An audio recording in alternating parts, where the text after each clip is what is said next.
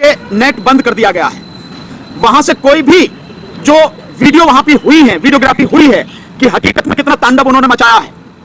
Police ने और जो फोर्स लगा रखी है और जिस तरह से शूट साइड का ऑर्डर दे रखा है मुख्यमंत्री ने, सो जो भी सारी चीजें हुई है वो कुछ भी वहां से आ नहीं पा रहा है। लेकिन फोन पे जो हमारी बात हुई है उसके हिसाब से स्थिति है कि पुलिस और फोर्स घर घर में जाकर जो नौजवान बच्चे हैं उनको निकालकर पकड़कर लेके जा रहे हैं। कहां लेके जा रहे हैं कुछ नहीं पता, क्या उनको मार दिया गया है या क्या उनके साथ किया जा रहा है कुछ नहीं पता है। इंफॉर्मेशन इस तरह की है, स्थिति वहां पर बहुत ही भयानक है जो नहीं होनी चाहिए। देश की सच्चाई सच छुपने नहीं देंगे। अडानी जैसे लोगों के लिए सरकार सत्ता का दुरुपयोग करके, सेना का दुरुपयोग करके, पुलिस का दुरुपयोग करके, जांच एजेंसियों का दुरुपयोग करके आदिवासियों की आवाज को बंद कर रही है, दबा रही है। और एक और चीज हमने देखा कि ये सरकार जहां जहां बीजेपी की सरकारें हैं उन सब जगह पर अतिक्रमण के नाम पर लोगों के मकान ढाए जा रहे हैं, लोगों के मकान गिराए जा रहे हैं, धार्मिक स्थल गिराए जा रहे हैं। जैसा अभी आपने देखा उत्तराखंड के अंदर, हल्द्वानी के अंदर, वनपुरपुरा के अंदर, वहां धार्मिक स्थल भी गिराए, लोगों के घर भी गिराए। छोटे छोटे बच्चे रोकर हाथ जोड़कर प्रधानमंत्री से विनती कर रहे हैं कि ऐसी ठंड में हमारे बच्चे, हम लोग कहाँ रहेंगे, हम कहाँ पढ़ेंगे। लेकिन बच्चों की चीखें देश के प्रधानमंत्री जी को सुनाई नहीं दे रही है। और इसलिए सुनाई नहीं दे रही है कि बीजेपी का चाल चरित्र देश के अल्पसंख्यक वर्ग के खिलाफ है, उनका चाल चरित्र देश के अनुसूचित जाति और जनजाति के खिलाफ है।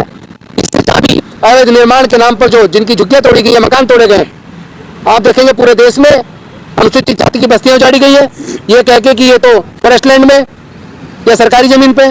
उसी तरह आदिवासियों के घर उजाड़े गए और उसी तरह आपने देखा होगा अल्पसंख्यक समाज के घर उजाड़े गए। यहाँ तक कि राम मंदिर वाले रास्ते पर आपने बिलखते हुए औरतों को देखा होगा, वहां भी लोगों के घर उजाड़ दिए। तो इस सरकार की नजर में लोगों की कोई कीमत नहीं है, लोगों के फंडामेंटल राइट की कोई कीमत नहीं है। एक एक करके ये लोग अतिक्रमण कर रहे हैं। और आपने देखा होगा मणिपुर के अंदर अब तो साल भर हो गया, लेकिन साल भर के बावजूद अभी तक प्रधानमंत्री जी नहीं गए। वो प्रधानमंत्री जो छोटी छोटी बात पे अपना वक्तव्य दे देते हैं, वो प्रधानमंत्री जो किसी खिलाड़ी के बीमार होने पर ट्वीट करके कहते हैं उनको जल्दी स्वस्थ होने की मंगल कामना करते हैं। लेकिन मणिपुर के अंदर जिस तरह आदिवासी महिलाओं के साथ हुआ, उसके ऊपर प्रधानमंत्री जी की चुप्पी, देश के दलितों, पिछड़ों, आदिवासियों और माइनॉरिटीज के घरों को तोड़ने के ऊपर देश के प्रधानमंत्री जी की चुप्पी और विशेष रूप से भारतीय जनता पार्टी का अतिक्रमण, ये देश बर्दाश्त नहीं करेगा। देश के लोग इसका जवाब देंगे। और जिस तरह गुजरात के अंदर मौलाना काजरी जी को उनके पार्ट स्पीच पर, पूरी स्पीच मौलाना आजरी जी, उनकी पार्ट स्पीच यूज करके यानी कट पेस्ट करके फर्जी कंप्लेंट दिलाकर उनको गिरफ्तार किया गया। और जबकि एक तरफ ऐसे बहुत सारे हैं जो साधु के बेस पर खुला मुस्लिमों का कत्लेआम करने की बात कर रहे हैं, बौद्धों का कत्लेआम करने की बात कर रहे हैं, ईसाइयों को मारने की बात कर रहे हैं। लेकिन ऐसे अगवा बेस के ऐसे नकली सबको बताने के लिए कोई कार्रवाई अभी तक बीजेपी की सरकार ने नहीं की है। इसका मतलब प्रतीत होता है कि बीजेपी की सरकार एक तरफा अनुसूचित जाति, जनजाति और धार्मिक अल्पसंख्यक लोगों के खिलाफ कार्रवाई करती है। इसको आने वाले समय में भारत के लोग जवाब जरूर देंगे। और इन्हीं शब्दों के साथ मैं चाहूंगा और कोई ठीक है, आपके माध्यम से ये बात लोगों तक जानी चाहिए कि केंद्र की सरकार देश के अनुसूचित जाति, जनजाति, पिछड़े वर्ग, मजदूर, किसानों का अतिक्रमण कर रही है, उनको टॉर्चर कर रही है और जनता इसका जवाब जरूर देगी। हल्द्वानी का जो इतना बड़ा इशू हुआ, आपको क्या लगता है, क्या जानबूझकर ये चुनाव? नहीं, ये चुनाव से पहले धार्मिक अल्पसंख्यक लोगों को डराना चाहते हैं, ये वोट को पोलराइज करना चाहते हैं। क्योंकि इनको पता, इन्होंने एक भी काम ऐसा नहीं किया जिसकी वजह से देश के लोग इनको वोट डालें। देश के प्रधानमंत्री ये कह रहे हैं कि बीजेपी को 370 से ज्यादा वो सीट आएंगी और 400 पार एनडीए को जाएंगी। ये सपने इनको कहां से रहे? मोदी जी ने आज तक जितने वायदे किए थे, क्या उन्होंने कोई वायदा पूरा किया? आपको याद होगा 2014 के अंदर उन्होंने कहा था कि विदेशों के अंदर जो काला धन है वो वापस आएगा और सबके अकाउंट में 15-15 लाख रुपए आएंगे। तो काला धन तो वापस आया नहीं, 15 लाख तो छोड़ो, 15 पैसे किसी के अकाउंट में नहीं आए, बल्कि काला धन लगभग दुगना हो गया। इन्होंने कहा था बहुत ही महंगाई की मार अब की बार मोदी सरकार आ गई और दोबारा भी आ गई। लेकिन दोबारा आने के बावजूद महंगाई की मार बढ़ती जा रही है, महंगाई कम नहीं हुई। उन्होंने कहा था डॉलर के मुकाबले पर भारत के रुपए की कीमत बढ़ जाएगी, लेकिन डॉलर की कीमत बढ़ती जा रही है और भारत का रुपया सस्ता होता जा रहा है। उस मोर्चे पे भी मोदी जी फेल हुए। उन्होंने कहा था महिलाओं को सुरक्षा होगी, लेकिन महिलाओं पे अत्याचार बढ़ते जा रहे हैं, उसमें भी ये फेल हुए। एनसीआरबी का डाटा है, इसमें दलितों पर, आदिवासियों पर, माइनॉरिटीज पर और विशेष रूप से महिलाओं पर अत्याचार बढ़े हैं। मोदी जी की सरकार के बनने के बाद ज्यादा बढ़े हैं। तो इनके तो सारे वादे झूठे साबित हो गए। उन्होंने कहा था हर साल 2 करोड़ लोगों को रोजगार देंगे, रोजगार देना तो दूर की बात है, जिनको मिले हुए थे, जो फैक्ट्रियां चल रही थी, इन्होंने नोटबंदी करके फैक्ट्रियां बंद कर दी, लोगों को लाइन में लगवा दिया, लोग मर गए और उधर किसान मारे गए। हर मोर्चे पर यह सरकार विफल हुई है।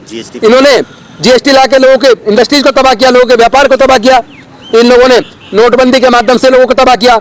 इन्होंने जो वायदे किसानों से किए थे, उनकी आय को डबल करने की बात की थी, स्वामीनाथन जी की रिपोर्ट को लागू करने की बात की थी, उस मोर्चे पे भी ये सरकार विफल हुई है। तो किस भरोसे पर मोदी जी कह रहे 370 आएंगी बीजेपी की और पूरे एनडीए की 400 पार आएंगी? ये भरोसा मोदी जी को ईवीएम के दम पर है। इलेक्शन कमीशन ईवीएम के द्वारा चुनाव कराने के लिए इसलिए ज्यादा जोर दे रहा है ताकि वो मोदी जी से मिली भगत करके उनको सफलता अर्जित करवाए। क्योंकि आप सब जानते हैं इलेक्शन, क्योंकि ये ईवीएम बनाने वाली जो कंपनी है, वो जैसा हम बार बार बताते रहे, ईवीएम बनाने वाली कंपनी भारत इलेक्ट्रॉनिक्स लिमिटेड में 7 में से 4 director, 4 independent director Bharatiya Janata party के पदाधिकारी हैं। और जैसा मेयर के चुनाव में चंडीगढ़ के अंदर अनिल मसीह नाम के जो प्रिजाइडिंग ऑफिसर उन्होंने बनाए, जो उनके अल्पसंख्यक मोर्चे के पदाधिकारी हैं, और उन्होंने खुलेआम 16 वोट इंडिया गठबंधन के पास थी, उनके 8 वोटों को इनवैलिड करार देकर और उनसे भी कम 16 वोट वाले भारतीय जनता पार्टी के प्रत्याशी को उन्होंने वहां पर मेयर बना दिया। और खुलेआम जिस तरह कैमरे के सामने, ये तो शुक्र हो उस वक्त कैमरे लगे हुए थे, कैमरे लगे हुए नहीं होते तो उनकी चोरी नहीं पकड़ी जाती। कैमरे के सामने बैलेट पेपर को किस तरह वो काट रहे हैं, किस तरह उसमें धांधली कर रहे हैं, गड़बड़ी कर रहे हैं, इस तरह धांधली करके उनको जिता रहे हैं। तो भारतीय जनता पार्टी को और मोदी जी को इसलिए यह भरोसा और ज्यादा बढ़ता जा रहा है कि वो 370 पार आएगी बीजेपी और पूरे इंडिया 400 पार आएगी, क्योंकि इलेक्शन कमीशन कहीं ना कहीं मोदी जी के साथ है। और ईवीएम के भरोसे पर मोदी जी ये बात कह रहे हैं कि वो 400 पार एनडीए को जाएगा। आप कह रहे हैं कि हल्द्वानी की जो घटना है, बीजेपी का कहना है कि ये यूसीसी ये वोट को पोलराइज करने के लिए और कुछ नहीं है, ये डराना चाहते हैं। सवाल क्या है? सवाल लागू होने में से 24 घंटे भी नहीं हुए थे, उसी का बदला लिया गया है, यूसीसी का बदला। उत्तराखंड में यूसीसी लागू हुआ है, लेकिन ये तो पुलिस ने, ये सरकार और पुलिस ने कार्रवाई की थी ना, किसी और ने थोड़ी कार्रवाई की है। यूसीसी का मुद्दा उनका इसलिए फेल हो गया क्योंकि आदिवासियों ने हमारी वोट कर दिया कि तुम बाद में हम पे भी लगाओगे, दूसरे लोगों ने हमारी वोट कर दिया। तो उससे बचने के लिए, मतलब तो उनका यूसीसी से भी यही था, पोलराइजेशन करना है। जब यूसीसी से नहीं तो गोली चलवा के, ट्रैक्टर ये बुलडोजर चलवा के, उससे भी नहीं होगा तो अभी कुछ और करेंगे। लेकिन ये सब दिखावा है, असली मुद्दा ईवीएम है। कोई भी व्यक्ति ईवीएम को ना भूले, ईवीएम से चुनाव नहीं होने देंगे। बाकी सब ये उसका जस्टिफिकेशन करते हैं कि हम इस वजह से चुनाव जीते। उसमें एक चीज और बताना चाहूंगा यहाँ पे, हल्द्वानी में क्योंकि नेट बंद कर दिया गया है, वहां से कोई भी जो वीडियो वहां पे हुई है, वीडियोग्राफी हुई है कि हकीकत में कितना तांडव उन्होंने मचाया है, पुलिस ने और जो फोर्स लगा रखी है और जिस तरह से शूट एट साइट का ऑर्डर दे रखा है मुख्यमंत्री ने, सो जो भी सारी चीजें हुई हैं वो कुछ भी वहां से आ नहीं पा रहा है। लेकिन फोन पे जो हमारी बात हुई है उसके हिसाब से स्थिति यह है कि पुलिस और फोर्स घर घर में जाकर जो नौजवान बच्चे हैं उनको निकालकर पकड़ कर लेके जा रहे हैं। कहां लेके जा रहे हैं कुछ नहीं पता, क्या उनको मार दिया गया है या क्या उनके साथ किया जा रहा है कुछ नहीं पता है। इंफॉर्मेशन इस तरह की है, स्थिति वहां पर बहुत ही भयानक है जो नहीं होनी चाहिए। लेकिन इनमें से कोई भी चीज आपको कहीं भी मीडिया पर नजर नहीं आएगी, कहीं भी दिखाई नहीं। और वो लोग भेजे कैसे, क्योंकि नेट बंद है तो कुछ भी आप तक पहुंच नहीं पा रहा है। इससे एक बात तो स्पष्ट है कि भारतीय जनता पार्टी की सरकार देश में अशांति पैदा करना चाहती है, धर्म के जाति के नाम पर उन्माद पैदा करना चाहती है। भारतीय जनता पार्टी आदिवासियों से नफरत करती है, भारतीय जनता पार्टी दलितों से नफरत करती है, भारतीय जनता पार्टी मुस्लिमों से नफरत करती है, भारतीय जनता पार्टी ईसाइयों से नफरत करती है। और भारतीय जनता पार्टी कहीं ना कहीं आने वाले समय में देश के लिए खतरा बन गई है। देश को तोड़ने की फिर से एक साजिश हो रही है। पहले भी देश टूटा था तो ऐसे लोगों की वजह से टूटा था जो कट्टरपंथी थे, फिर से देश में कट्टरपन पैदा करके एक फिर से भारत का टुकड़ा भारतीय जनता पार्टी की सरकार करना चाहती है। सर, दिल्ली में बुलडोजर की जो मंदिरों के ऊपर, मज़ारों पे, मस्जिदों पे कार्रवाई 600 साल, 250 साल, 300 साल, इतने पुराने तोड़े जा रहे हैं, उसके पीछे भी यही सब कुछ जो कुछ आप बता रहे हैं? देखिए, केवल सबके पीछे राजनीति है। एन केन प्रकारेण, साम दाम दंड भेद सब कुछ इस्तेमाल करके भारतीय जनता पार्टी केवल सत्ता हासिल करना चाहती है और दूसरा कोई कारण नहीं है। अदरवाइज जो लोग वर्षों से शांतिपूर्वक मिलजुल के रहते थे, वहां पे हिंदू मुसलमान के बीच में दंगे करने की ये प्लानिंग क्यों? इससे किसको लाभ होगा? ये वोटों का ध्रुवीकरण करके केवल चुनाव जीतने के लिए सब किया जा रहा है। और आपको याद होगा इसके बारे में कुछ समय पहले ही सतपाल मलिक जी जो जम्मू एंड कश्मीर के राज्यपाल रहे थे, वो ऑलरेडी ये खुलासा कर चुके कि आने वाले समय में देश के अंदर दंगे होंगे और ये दंगे बीजेपी खुद कराएगी ताकि वोटों को पोलराइज किया जा सके। इसीलिए मैं देश के लोगों से एक निवेदन करना चाहता हूँ, देश के लोगों तुम सब एक हो जाओ, देश को बचाने की जिम्मेदारी तुम्हारी है। भारतीय जनता पार्टी इसको तोड़ना चाहती है और इसीलिए वो ईवीएम पे ज्यादा जोर दे रहे हैं। किसी भी कीमत पर ईवीएम से चुनाव नहीं होना चाहिए, बैलेट पेपर को वापस लाना ही होगा। सारी चीजें हैं जो इकट्ठे हैं, लोग इतने नासमझ नहीं है कि समझ नहीं पा रहे कि राजनीतिक सिनेरियो क्या है।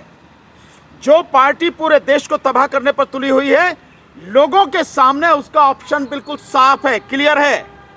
सब लोग अच्छी आंखों से देख सकते हैं, सब उनके सामने है, किसी को भ्रमित होने की जरूरत नहीं है। बीजेपी को किसी भी हालत में जीतने नहीं देना है, और ईवीएम रहेगी तो निश्चित रूप से लोगों के सामने दिक्कत होगी। इसीलिए जो